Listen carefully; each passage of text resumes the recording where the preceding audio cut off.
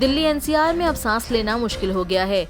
दिल्ली की हवाएं सांस लेने के लायक नहीं हैं, क्योंकि प्रदूषण का लेवल बेहद हानिकारक स्थिति पर पहुंच गया है। Centre for science and environment यानी CSE ने अपनी एक रिपोर्ट में ये सनसनीखेज खुलासा किया है। रिपोर्ट के मुताबिक हवा में प्रदूषण का लेवल इतना ज्यादा है कि ये जहर से कम नहीं है। चिंता की बात ये है कि आने वाले कुछ दिनों में ये स्थिति बने रहने की संभावना है। इसलिए लोगों को चेताया जा रहा है कि जब तक बहुत जरूरी न हो, घरों से बाहर न निकलें।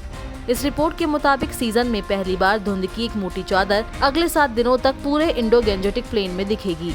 इस धुंध का प्रमुख कारण दिवाली पर जलाए गए पटाखे और पराली जलाने से निकला धुआं और बदलता मौसम है। इस साल पिछले 4 सालों में पराली का धुआं सबसे कम दर्ज किया जा रहा है। दिल्ली और NCR में दर्ज किए जाने वाली धुंध में PM 2.5 के अलावा बड़े पैमाने पर ozone, carbon monoxide, nitrogen dioxide और सल्फर डाइऑक्साइड सहित जहरीली गैसों का घातक मिश्रण दर्ज किया जा रहा है।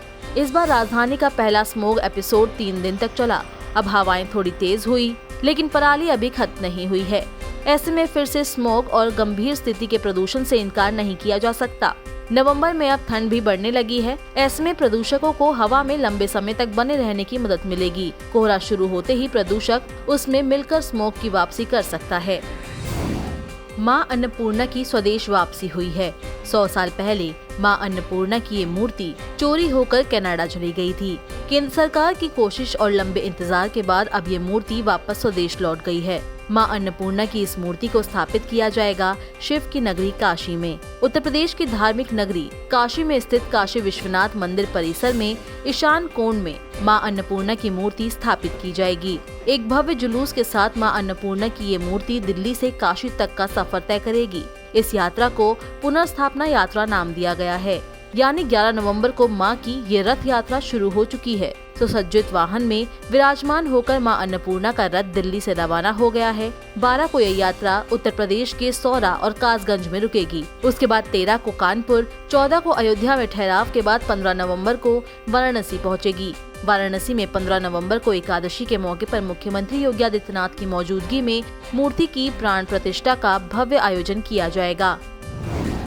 आस्था के महापर्व पर आज छठ के चौथे दिन उदीयमान सूर्य को अर्घ दिया गया। इसी के साथ 4 दिनों से चल रहे छठ पर्व का समापन हो गया। आज सुबह से ही घाटों पर श्रद्धालुओं की भीड़ उमड़ना शुरू हो गई थी। बता दें कि छठ पूजा के आखिरी दिन उषा अर्घ का दिन भी कहा जाता है। इसे पारण भी कहते हैं, क्योंकि इस दिन उगते सूर्य को अर्घ देने के बाद छठ व्रत का पारण कर लिया जाता है। देश के अलग अलग हिस्सों में श्रद्धालुओं ने पानी में उतरकर उगते हुए सूर्यदेव को अर्घ दिया और सुख संपन्नता की कामना की। इसके साथ ही कोरोना महामारी के खात्मे की भी मन्नतें मांगी। बिहार में बड़ी संख्या में श्रद्धालुओं ने पटना के पाटीपुल घाट पर गंगा किनारे छठ की पूजा कर उगते हुए सूर्य को अर्घ दिया। तो वहीं कुछ श्रद्धालु पटना कॉलेज घाट में सूर्यदेव की पूजा करने पहुंचे। दिल्ली में श्रद्धालुओं ने छठ के आखिरी दिन शास्त्री पार्क में आर्टिफिशियल घाट बनाकर उगते हुए सूर्यदेव को अर्घ दिया। झारखंड के रांची में भी हटानिया तालाब में व्रतियों ने छठ पूजा के चौथे दिन उगते हुए सूर्यदेव को प्रातःकालीन अर्घ दिया। महाराष्ट्र में छठ के मौके पर काफी संख्या में श्रद्धालुओं ने 4 दिवसीय छठ पूजा में हिस्सा लिया। मुंबई में भी व्रती ने उगते हुए सूर्यदेव को अर्घ देकर इस पूजा का समापन किया। देश में कोरोना वायरस के मामलों में बीते 2-3 दिनों से बढ़ोतरी दर्ज की जा रही है। पिछले 24 घंटे में कोरोना वायरस के 13,091 नए केस सामने आए। ये मामले बुधवार की तुलना में ज्यादा हैं। बुधवार को कोरोना वायरस के 11,466 मामले दर्ज किए गए थे।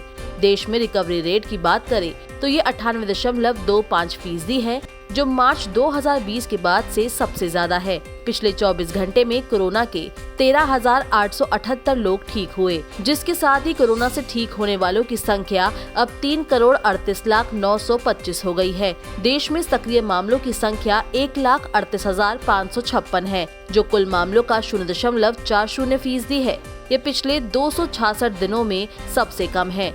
डेली पॉजिटिविटी रेट 1.10% है, जो पिछले 38 दिनों से 2% से नीचे है। वीकली पॉजिटिविटी रेट 1.18% है, जो पिछले 48 दिनों से 2% से नीचे है। वहीं पिछले 24 घंटे में 340 मरीजों की कोरोना के कारण जान चली गई, जिसके बाद कोरोना से जान गंवाने वालों की संख्या अब 4,62,189 हो गई है। पिछले 24 घंटे में 57,54,817 कोरोना डोज लगाई गई। अब तक कुल वैक्सीनेशन का आंकड़ा 110,23,34,225 पर पहुंच गया है। पिछले 2 साल से कोरोना महामारी से पूरी दुनिया लड़ रही है। सभी देशों ने अभी धीरे धीरे सामान्य स्थिति में लौटना शुरू ही किया था कि फिर से कई देशों में वायरस ने खतरनाक रूप ले लिया है। चीन, रूस, ब्रिटेन और सिंगापुर में कोरोना संक्रमण फिर से घातक साबित हो रहा है। इन देशों में हालात ऐसे बन गए हैं कि फिर से लॉकडाउन लगाए जाने की संभावना है। हालांकि कुछ कड़े प्रतिबंध इन देशों में लागू हो गए हैं। ऐसे में ये माना जा रहा है कि क्या अभी भारत में कोरोना की तीसरी लहर का आना बाकी है, क्योंकि देश में लोगों ने बीते 10 दिनों में कोरोना के नियमों को खूब दरकिनार किया है।